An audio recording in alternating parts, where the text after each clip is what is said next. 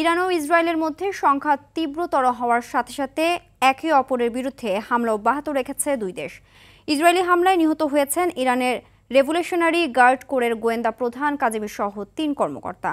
গুঞ্জন ছড়িয়েছে নিহত হয়েছেন দেশটির সর্বোচ্চ ধর্মীয় নেতা আয়াতুল্লাহ আলী খামেনি। যদিও রয়টার্স জানায় খামেনিকে হত্যায় ইসরায়েলি পরিকল্পনা আটকে দিয়েছেন ট্রাম্প। ইমতিয়াজ আহমেদের রিপোর্ট।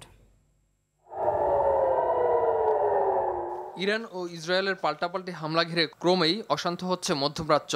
সময় গড়ানোর সঙ্গে সঙ্গে হামলার তীব্রতা বাড়াচ্ছে দুই দেশ। চলমান সংঘাতের মধ্যেই ইরান ও ইসরায়েলের মধ্যে সহসাই শান্তি প্রতিষ্ঠা হবে জানান মার্কিন প্রেসিডেন্ট ডোনাল্ড ট্রাম্প।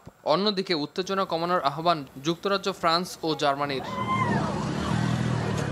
ইরানের ইস্পাহানের পারমাণবিক কেন্দ্রে হামলা চালানোর মাধ্যমে ইসরায়েল ইতোমধ্যে ইরানের পারমাণবিক সক্ষমতা অর্জনের প্রচেষ্টাকে খানিকটা ক্ষতিগ্রস্ত করেছে বলে দাবি করেছেন ইসরায়েল প্রধানমন্ত্রী বেনিয়ামিন নেতানিয়াহু। মার্কিন প্রেসিডেন্ট ডোনাল্ড ট্রাম্পের সঙ্গে সমন্বিতভাবে কাজ করছেন বলেও জানান তিনি।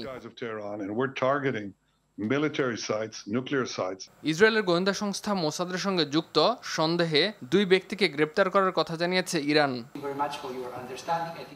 এদিকে ইরান ইসরায়েল সংঘাত নিরসনে জরুরি বৈঠকের ডাক দিয়েছে আন্তর্জাতিক পরমাণু শক্তি সংস্থা IAEA। আজ অস্ট্রিয়ায় সংস্থার সদর দপ্তরে বৈঠকটি হওয়ার কথা রয়েছে। যদিও ইসরায়েলি হামলা অব্যাহত থাকলে কোনো পারমাণবিক আলোচনা হবে না, সাফ জানিয়ে দিয়েছেন ইরানের president Masoud Pezeshkian. Imtiaz Ahmed, RTV।